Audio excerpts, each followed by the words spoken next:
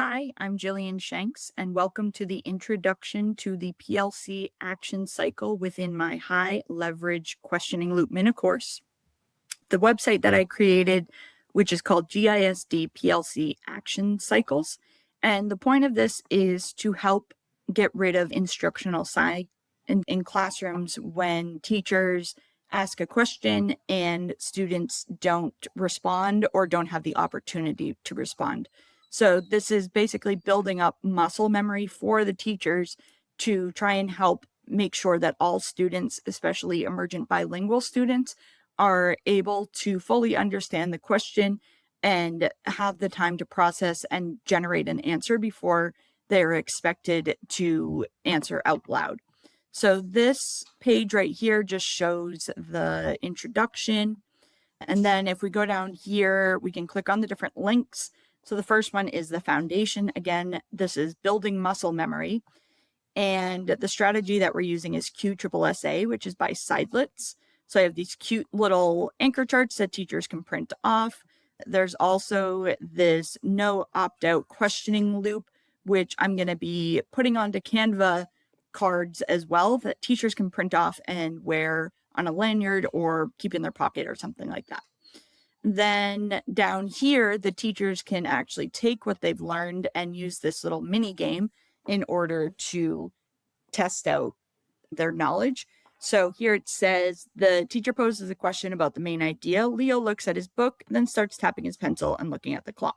So he has a reading disability and he's a slow processor. This is a training for emergent bilingual students for their teachers. However, I want to show the teachers that they should be using these strategies in all of their classes because they're going to end up with students like Leo who might be monolingual English speakers but still need the extra support that QSSA provides. First, they have to analyze the behavior. And the question is, why is he tapping his pencil and looking away?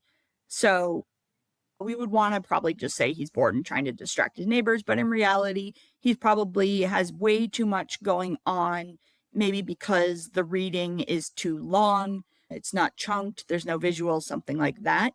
So it's probably this one. And then knowing that he is jammed, what is your move? Do we want to tell him to focus and read the first paragraph?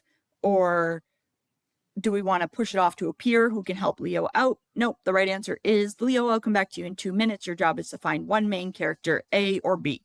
So that way he has a specific task that he needs to do and a given time to work on that task. And then it moves on to the next character. And all this does is gives them feedback. So let's just say he didn't listen.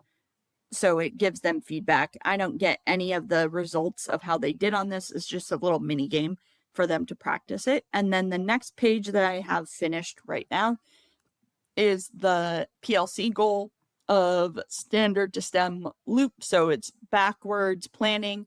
This is the TEKS that we want. TEKS are the standards in Texas. And then going from there, what kind of question do we need to ask? And then it also goes into some of the coaching and provides a copy of the template that they can use for their QSSA in their class. Thanks for watching.